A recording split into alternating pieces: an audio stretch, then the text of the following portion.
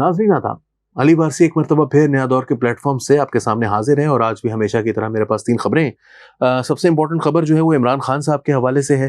उन्होंने एक नई चीज़ अपनी एक तरकश में से एक नया तीर जो है वो छोड़ा है, तो उसके हवाले से हम आपको बताएँगे। ये बहुत इम्पोर्टेंट है। इसका एक हिंट जो है वो नया दौर टीवी के ऊपर हमने कुछ दिनों पहले एक वीडियो की थी, उसके अंदर भी मौजूद है और हम आपको मज़ीद बताएँगे कि इमरान खान साहब ने उसको किस तरह से यूज़ किया। दूसरी खबर जो है वो हमारे पास जनाब अली शहबाज शरीफ साहब की जानिब से जो आजकल मुस्लिम लीग नून की 2 अदद रैलीज़ हुई हैं, उनको शहबाज शरीफ ने लीड किया है, जबकि पहले ये बताया जा रहा था कि मरियम नवाज़ साहिबा जो है वो लीड कर रही होंगी, तो अब शहबाज शरीफ लीड कर रहे हैं। इसके हवाले से एक खबर है, उसको भी हम डिस्कस करेंगे। और तीसरे नंबर पर जिसको हम पहले डिस्कस कर लेते हैं, वो ये है कि नैब के अंदर जो है वो 4 मज़ीद हाज़िर सर्विस आर्मी ऑफिसर्स जो हैं उनको इंडाइट कर लिया गया है, जिसमें पहले इंडाइट इमरान खान साहब को किया जाना है, वो मैं आपको खबर भी बताता हूँ।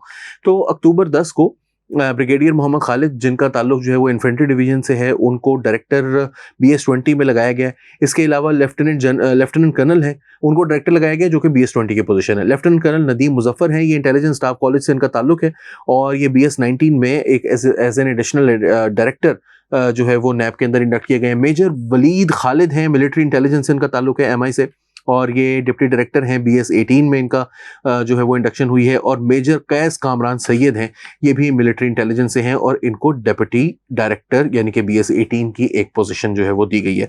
अच्छा, अब ये सेकेंडमेंट बेसिस पर है, नोटिफिकेशन इनके हो चुके हैं। नैब जो है उन्होंने कहा है कि ये फर्दर ऑर्डर्स तक नैब के अंदर ही रहेंगे। ये लोग ये आर्मी की तरफ से, ये नैब की तरफ से जो है वो नोटिफिकेशन जारी हुआ है और ब्यूरो में ये बताया गया कि मजीद हाजिर सर्विस फौजी अफसरान जो हैं उनको भी जल्द शामिल किया जाएगा। असल में हुआ ये था कि पिछले कुछ अर्सा पहले आपको पता ही है कि नैब लॉ के हवाले से हुकूमत ने एक तरमीम की थी और वो तरमीम को जस्टिस उमर अता बंदयाल साहब जो हैं उन्होंने उठा के अपनी गोद में रख लिया था और फिर वो छोड़ नहीं रहे थे।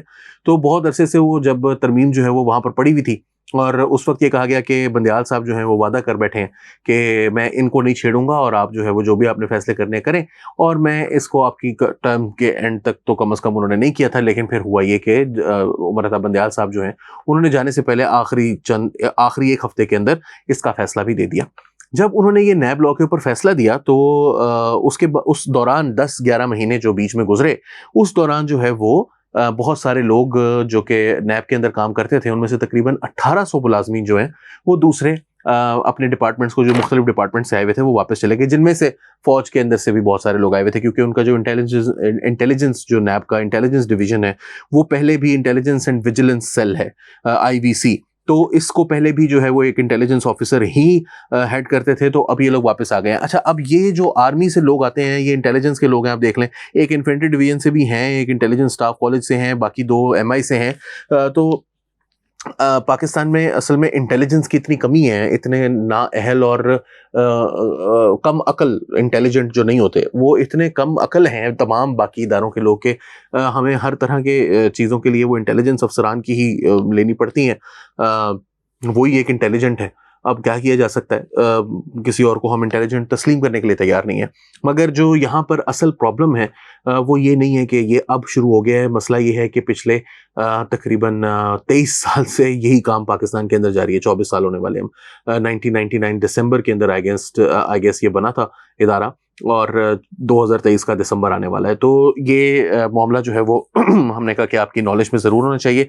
चलते हैं अपनी अगली खबर की तरफ, और वो खबर ये है जनाब के नवाज शरीफ साहब के आमद से पहले मुस्लिम लीग नून ने ये फैसला किया था कि हम रैलीज़ करेंगे, और रैलीज़ के ज़रिए जो है वो लाहौर के अंदर एक मोमेंटम बिल्ड करेंगे नवाज शरीफ साहब के आने तक, और फिर मोमेंटम बिल्ड होने के बाद नवाज शरीफ साहब जब पाकिस्तान पहुंचेंगे तो वो मोमेंटम बिल्ड हो चुका होगा और बड़ी तादाद में लोग जो हैं वो नवाज शरीफ साहब को लेने के लिए आ जाएंगे। लेकिन फिर अचानक खबर आई कि ये तमाम चीज़ें जो हैं वो रोक दी गई हैं। अब इसमें 2 चीज़ें हुई थी। पहली ये हुई थी कि जो शादरा के अंदर एक रैली थी या कोई वो कन्वेंशन था, वहाँ पर लोग बहुत कम थे, उसका मजाक भी बहुत बना। तो मरियम नवाज साहिबा ने उसकी क़यादत करनी थी या उसको एड्रेस करना था, मगर but it look like a corner meeting. और फिर उसके बाद जो है वो एक और उनकी हुई ठोकर न्याज बेग के ऊपर, वो अच्छा खासा बड़ा जलसा था, जलसा कह ले, कन्वेंशन कह ले, मतलब उसमें जो नंबर्स थे वो अच्छे थे। लेकिन फिर सोशल मीडिया के ऊपर कुछ वीडियोस आई कि जी वो खाना वगैरह पक रहा है और लोग वहाँ पर खाना खाने के लिए आए थे। हमेशा से पाकिस्तान के अंदर होता रहा है, मैं बचपन से वैसे बहुत खाने खाए हैं मैंने इस तरह के। मुझे नहीं पता कि इसमें क्या इतनी बड़ी प्रॉब्लम है। मेरा ख्याल है कुछ लोगों को नए-नए सियासत और फिर ज़ाहिर है मुखालिफिन होते हैं, और फिर मरियम नवाज़ के अगेंस्ट जो मुस्लिम लीग नून के अंदर एक वो है ना, एक तो औरत भी है वो, एक तो सबसे बड़ा मसला, दूसरे चाचे और अंकल्स और सारे, मतलब चाचे से मुराद सिर्फ मैं शहबाज शरीफ साहब की बात नहीं कर रहा, वो भी हो सकता है कि मुझे लगता है कि स्पीयर हेड तो वही करते हैं ना, वो एंटी मरियम नवाज़ ग्रुप को, चाहे कोई माने या ना माने। तो उनके जो और चाचू के जो बाकी सारे फिर फ्रेंड्स हैं, वो सारे मिलकर फिर एक माउंट करते हैं, और फिर आपको पता है कि ज़्यादातर जो सहाफ़ी जिनसे मुशावरत की जाती है मुस्लिम लीग नून के अंदर, वो भी ज़्यादातर जो है वो अंकल्स ही हैं, बाबे 93 साल के तो नहीं तो चलो 73 साल के। वो भी यही मशवरा देते हैं कि जी इसको नहीं सामने लेकर आना चाहिए, ये जो है ना वो इसको पता नहीं है ज़्यादा। और फिर जो पार्टी की ऑर्गेनाइजेशन है, मरियम नवाज़ साहिबा का अपना भी इतना ज़्यादा जो है ना वो उसमें उनकी अंडरस्टैंडिंग पार्टी ऑर्गेनाइजेशन के हवाले से अभी तक, हालांकि मतलब 10-12 साल 11 साल हो गए उनको एक्टिव पॉलिटिक्स के अंदर, लेकिन अभी तक ऑर्गेनाइजेशन के हवाले से she is not being very good at this. तो अब हो ये रहा है कि इन दो चीज़ों के बाद उनकी जो मीडिया टीम है, सोशल मीडिया टीम है, वो तो इंतहाई निकम्मी, नाकारा, नाकिस किस्म, यानी पाकिस्तान के तमाम बेवकूफ़ों को इकट्ठा करके जो उसकी क्रीम है ना, वो फिर मरियम नवाज़ साहिबा की सोशल मीडिया टीम है। तो वो जो निकम्मे निखट्टू हैं, उन्होंने फिर इन चीज़ों को वो मैनेज भी नहीं कर सके। एक तो ऑब्वियसली बैड ऑप्टिक्स हैं शादरा वाले ख़ास तौर पे, और फिर जो ठोकर न्याज़ बेग वाला है उसको कवर भी किया जा सकता था, वो भी वो नहीं कर सके। तो ऑर्गेनाइजेशनल स्किल्स और मीडिया टीम की स्किल्स दोनों एक्सपोज होती हैं, और फिर वो जब एक्सपोज होने के बाद जो पार्टी के अंदर एक ग्रुप है उनके अगेंस्ट, वो बजाय उनको हेल्प करने के, वो फिर कहता है कि हम भी इनको पीछे खींचें, ये तो बड़ा अच्छा मौका है। इवेंचुअली रिजल्ट ये निकला कि वो फिर मरियम नवाज़ की जो रैलीज थी उनको रोक दिया गया, और फिर दो लेकिन उसके बावजूद रैलीज हुई। एक शेखुपुरा के अंदर जो कि राना तनवीर हुसैन गालिबन जो हैं वो उसको कर रहे थे, और फिर दूसरी कसूर के अंदर जो कि मलिक मोहम्मद अहमद खान है, और दोनों को शहबाज शरीफ साहब ने, या शायद एक शहबाज शरीफ साहब ने और एक हमजा शहबाज साहब ने जो है वो उनको हेड किया, या उसको जो स्पीच करनी थी वो की। अच्छा, जो शहबाज शरीफ साहब की भी वीडियो है जो कल मैंने देखी है, मुझे नहीं पता वो कहाँ की थी, मेरा ख्याल है शेखुपुरा की थी। तो शहबाज शरीफ साहब भी जहाँ पर तकरीर कर रहे थे, वहाँ कोई मतलब ये नहीं है कि बुल्ले लूटे जा रहे थे लाखों की तादाद में, हज़ारों की तादाद में।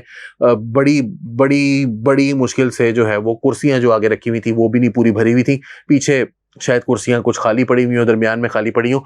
जो विजुअल्स थे वो बड़े स्मार्टली उनको मैनेज किया गया था। कैमरे को थोड़ा सा नीचे रखें तो फिर लोग ज़्यादा नज़र आते हैं, कैमरे को ऊपर लेकर जाएं तो हकाइक नज़र आते हैं। तो वो जो कैमरा था उससे वो पीछे ग्राउंड जो है वो खाली पड़ा हुआ है। तो नून लीग की ऑर्गेनाइजेशनल कैपेसिटी, कैपेबिलिटीज़ का तो हमें पहले भी आइडिया है, वो मजीद खुल कर निखर कर सामने आ रही थी। और उसमें सिर्फ मरियम नवाज़ का इशू नहीं है, उसमें शहबाज शरीफ साहब हों चाहे हमजा शहबाज हों। हमजा शहबाज के अलावा शायद कोई भी इतना अच्छा ऑर्गेनाइजर नहीं है कि वो बड़ी तादाद में लोगों को इकट्ठा कर सके। अच्छा, अब लोगों को इकट्ठा ना करने के बाद हुआ क्या है कि शहबाज शरीफ साहब जो है उन्होंने तकरीर की। अच्छा, अब होता उससे क्या है कि रमीज़ खान साहब हैं, ये एक्सप्रेस ट्रिब्यून से ज़्यादातर जो इन्फॉर्मेशन मैंने अभी तक आपके तज्ज़िये के अलावा जो मैंने इन्फॉर्मेशन हार्डकोर शेयर किया आपसे, वो इसी रिपोर्ट से मैं ले रहा हूँ। इन्होंने ये बताया कि 2-3 लोगों से इनकी भी बात हुई। एक तो उन्होंने MNA हैं मुस्लिम लीग नून के वहीद साहब, गालिबन ये क्योंकि पूरा नाम नहीं लिखा हुआ, मेरा ख्याल है कि ये NA 125 जो पुराना NA 120 है उसके MNA जो हैं उनसे उनकी बात हुई। तो उन्होंने कहा कि हमारा जो कैंपेन, हमने ये फैसला किया था कि हम डोर टू डोर कैंपेन करेंगे, इस वजह से ये फैसला लिया गया था। लेकिन दूसरी तरफ एक शहबाज शरीफ कैंप से करीब शख्स हैं, कोई कौन है वो उन्होंने मेंशन नहीं किया, उनका ये कहना है कि ये जो हकीकत सामने आई है और वो ये है कि शहबाज शरीफ जो हैं वो तरक्की का चेहरा है। कोई पाकिस्तान मुस्लिम लीग नून के अंदर जो है वो लड़ाई झगड़ा नहीं चाहता एस्टेब्लिशमेंट के साथ, हम सब तरक्की चाहते हैं, और पाकिस्तान मुस्लिम लीग नून का जो वर्कर है वो भी तरक्की चाहता है, और वो पोस्टर बॉय कोई पार्टी के अंदर नहीं है, और अवाम जो है वो उसी को सपोर्ट करेंगे जो डिलीवर करेगा, यानी शहबाज शरीफ साहब की जो एक इमेज है हमेशा से कि वो डिलीवर करते हैं वगैरह वगैरह। अच्छा, अब मैं इन साहब को जिन्होंने भी ये कहा है, मैं उनको एक हेड्स अप देना चाहता हूँ, और वो ये कि मियाँ साहब आ रहे हैं वापस। अब फिर क्या करेंगे, फिर क्या बहाना लगाएंगे, क्योंकि कॉन्फ्रंटेशन तो होगी। ये इम्पॉसिबल है कि नवाज शरीफ साहब कॉन्फ्रंटेशन ना करें, मुस्लिम लीग नून कॉन्फ्रंटेशन के बगैर सपोर्ट गेन कर लें, या कम से कम गार्नर कर ले। जो एंथुजियास्टिक सपोर्टर होता है, जो पब्लिक मीटिंग्स में आता है, जो रैलीज में आता है, उसको ऐसी बातें करें, उसको ये आप जितना मर्जी कह लें कि मैं ये ठीक कर दूंगा, मैंने वो ठीक कर दिया था, ये फलाना फलाना फलाना, ठीक चीज सुनने के लिए कोई पाकिस्तान में तैयार नहीं है। So just a heads up. Finally Imran Khan साहब की खबर जो मैंने कहा था कि सबसे बड़ी खबर है, वो ये है कि साइफर केस के अंदर उन्होंने इम्यूनिटी डिमांड की है।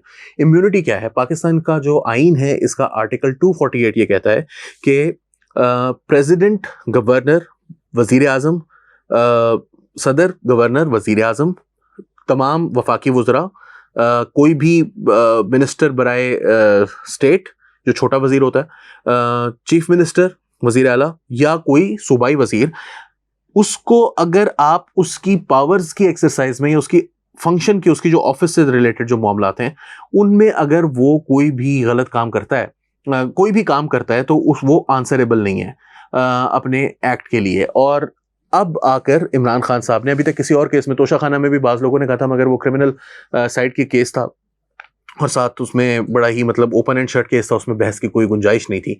वो बहस की गुंजाइश इसलिए नहीं थी कि वो कागज़ जो थे वो सारे सामने बोल रहे थे। मगर यहाँ पर सिचुएशन ये है कि साइफर ये एक सब्जेक्टिव मामला है। इमरान खान साहब जो हैं वो ये कह रहे हैं कि ये मेरे ऑफिस का फंक्शन कहा जा सकता है इसको, इस हवाले से कि मुझे ऑफिस से निकालने की कोशिश की जा रही है। पाकिस्तान के फॉरेन अफेयर्स से रिलेटेड एक मामला है, पाकिस्तान की डिप्लोमेसी से रिलेटेड एक मामला है। अमेरिका जो है वो पाकिस्तान के खिलाफ क्या कर रहा है, पाकिस्तान के हुकूमत में मुदाखलत कर रहा है, और मैं आवाम को इस हवाले से एतमाद में लेना चाहता हूँ। तो मैं साइफर के कंटेंट्स जो हैं वो, क्योंकि मेरी नॉलेज में थे, मैंने वो कंटेंट्स जो हैं वो पब्लिक कर दिए। ये मेरा इस्तेहकाक है, मैं ये कर सकता हूँ।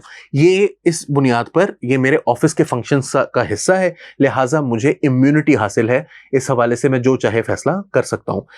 दूसरी तरफ जो इस्लामाबाद हाई कोर्ट में फाइनली उन्होंने ये करवा दिया। अब ये उन्होंने इस मौके पर क्यों करवाई है जनाब? आज 14 तारीख है, 15 शुरू हो गई है। जो इमरान खान साहब की इंडाइटमेंट है वो 17 तारीख के लिए, यानी मंगल के लिए तय है। मंगल वैसे भारी होता है, तो इमरान खान साहब पे भी भारी हो सकता है, तो मंगल के लिए वो जो है ना वो तय हो गया कि इमरान खान साहब की इंडाइटमेंट होनी है। तो उससे पहले उन्होंने ये आज जमा करवाई है इस्लामाबाद हाई कोर्ट में, और उन्होंने FIA इस चार्ज से इम्यूनिटी डिमांड की है। और इस्लामाबाद हाई कोर्ट जो है उसने FIA, क्योंकि FIA ने ये केस प्रिपेयर किया था साइफर से रिलेटेड जो है, तो FIA को नोटिस जारी कर दिया और उन्होंने कहा कि मंडे को इसके हवाले से अपना जवाब दाखिल करवाएं, जो भी रिपोर्ट है आपकी वो सबमिट करवाएं, और मंडे को यानी पीर को और मंगल को इंडाइटमेंट होनी है, उससे पहले पहले अपना जवाब जो है वो सबमिट करवाएं। अब मैं आपको बता दूं कि जो मैंने वीडियो का जिक्र किया था कि अब्दुल मोइज़ जाफरी साहब जो हैं, उन्होंने कुछ दिनों पहले डॉन के अंदर एक आर्टिकल लिखा था, और डॉन के आर्टिकल के बाद उसको फिर हमने उर्दू में तर्जुमा किया था नया दौर के लिए, और नया दौर की यूट्यूब चैनल है और फेसबुक चैनल है, फेसबुक पेज है, उसके ऊपर हमने वो वीडियो भी उसी को वॉइस ओवर करके लगाया था। उसके अंदर उन्होंने एग्जैक्टली यही कहा था। उन्होंने कहा था कि अगर तो कंटेंट्स हैं, ये प्राइम मिनिस्टर का मर्जी है, प्राइम मिनिस्टर की मर्जी ही होनी चाहिए, किसी और के पास ये इस्तेहकाक नहीं होना चाहिए। प्राइम मिनिस्टर से ज़्यादा मुस्तहिक कोई नहीं है इस चीज़ का कि वो बताए कि वो फैसला करे कि मैंने कौन सी चीज़ अपने पब्लिक को बतानी है, कौन सी नहीं बतानी है। और अगर लोगों को लगता है कि ये नहीं बतानी चाहिए थी, इसने गलत फैसला किया है, तो फिर लोग ही उसको वोट के जरिए वोट आउट कर दें इसने पाकिस्तान के। लेकिन ये डिसीजन उस मौके पर लेना जो है वो प्राइम मिनिस्टर का अपना डिसीजन है। दूसरी तरफ अगर उन्होंने ये चीज़ बात बता दी होती कि हमारा जो साइफर है उसको हम डीकोड किस तरह करते हैं, हमारे लिखते किस तरह से हैं, उसका मेथड क्या है, अगर वो किसी तरीके से पब्लिक में आ गई होती तो फिर ये एक ख़तरनाक बात थी। दूसरी तरफ इसका वर्जन ये है कि ये सिर्फ साइफर जो है वो पब्लिक को कंटेंट नहीं दिखाया गया, बल्कि साइफर गुम भी हुआ है, वो लीक भी हुआ है। अब FIA का केस क्या है मैंने खुद ऑनेस्टली नहीं देखा, हो सकता है, मेरा जहाँ तक मुझे नॉलेज है वो ये है कि गुम होने का केस नहीं है, बल्कि पब्लिक करने का कंटेंट। और यही बात कही गई है कि क्योंकि उसको गुम करने का केस बड़ा मुश्किल है, इंटरसेप्ट तो कभी भी नहीं बताएगा कि ये साइफर जो है वो हमारे पास कहाँ से आया, ऑल्दो हमें आइडिया है कि कहाँ से आया होगा। पाकिस्तान तहरीक इंसाफ के अलावा किसी को जरूरत नहीं थी इस कंटेंट को लीक करने की। ये कहना कि मिलिट्री सोर्सेज के अंदर जिनका इमरान खान से कोई ताल्लुक नहीं है, जो कि इंटरसेप्ट ने लिखा था, ये एक बकवासबाजी के अलावा मेरे ख्याल में कुछ भी नहीं है, क्योंकि वरना अगर ऐसी बात होती तो लिखने की जरूरत नहीं थी कि मिलिट्री सोर्सेज जो कि इमरान खान से बिल्कुल ताल्लुक नहीं रखते हैं, इंसिस्ट कर रहे हैं इमरान खान से उनका पार्टी से कोई ताल्लुक नहीं है, किसी भी मिलिट्री सोर्स का किसी पार्टी से ताल्लुक नहीं होता। तो ये जो केस है वो इमरान खान साहब अब इन बुनियादों पर लड़ने जा रहे हैं, और इसके हवाले से इम्यूनिटी इम्यूनिटी एक बड़ा डिफिकल्ट सब्जेक्ट है। मैं आपको यह याद दिलाता चलूं कि आसिफ अली जरदारी साहब ने इम्यूनिटी क्लेम की थी स्विस अदालतों को ये ख़त लिखने के हवाले से, जब इफ्तिखार चौधरी साहब ने कहा था और यूसुफ रज़ा गिलानी साहब जो हैं उन्होंने कहा था कि आसिफ अली जरदारी को इम्यूनिटी हासिल है, मैं मुल्क के सदर के खिलाफ ये काम नहीं कर सकता, जिसकी बुनियाद पर जब चीफ जस्टिस साहब जो इफ्तिखार चौधरी साहब थे उनकी अदालत ये मुसलसल उनको कहती रही कि आप फौरी तौर पर ये ख़त लिखें, उन्होंने नहीं लिखा। इसी बुनियाद पर उनको तौहीन अदालत हुई और तौहीन अदालत की सज़ा के तहत वो इक़्तिदार से फारिग हुए। तो अब क्या अदालत इस चीज़ को मानेगी कि नहीं मानेगी? इस वक्त अदालत अगर ना माने, जो कि उस वक्त नहीं माना था, तो किसी हुकूमत को घर नहीं भेजना पड़ेगा। बस इमरान खान साहब को कुछ ज़्यादा, अभी पहले भी जेल में ही है, इसी केस में जेल में है, ज़्यादा लंबे अरसे के लिए जेल में चले जाएंगे। अल्लाह उनकी मुश्किलात को आसान करे और जो हक है, जो सच है, जो ठीक है इन दोनों मामलात में हमारी दुआ है कि वही फातेह भी ठहरे। अली वारसी को नया दौर के प्लेटफॉर्म से इजाज़त दीजिए। आदाब।